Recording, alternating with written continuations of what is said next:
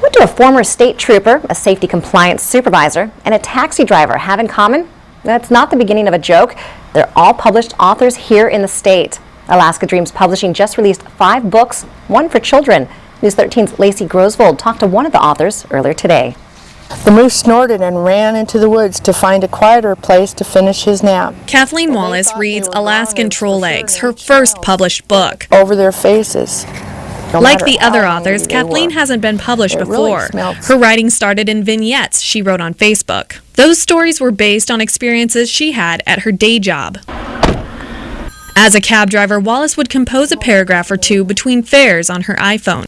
She says taxi drivers observe humanity in a way many can't. I think I've seen things in the last 27 years that most people don't get to see.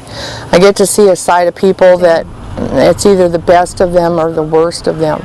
You know, I've seen some rotten things.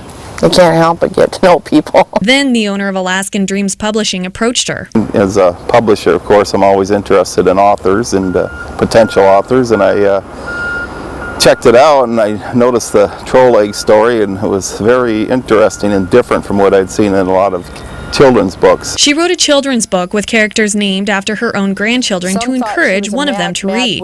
It worked. It got him into reading, and all of my stories that I kind of run them past him first. In the story, a witch forces children to dig up troll eggs.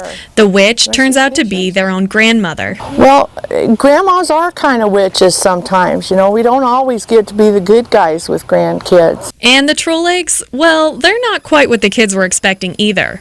Wallace says the first-time illustrator Brian Collins enhanced her ideas. We really wanted Alaska in it, you know, our world. We wanted to show people what our world looks like. His sense of humor and the whimsical nature of his pictures.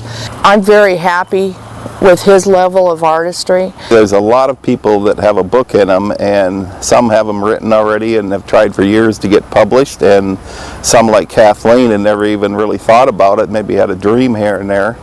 For News 13, I'm Lacey Grosvold.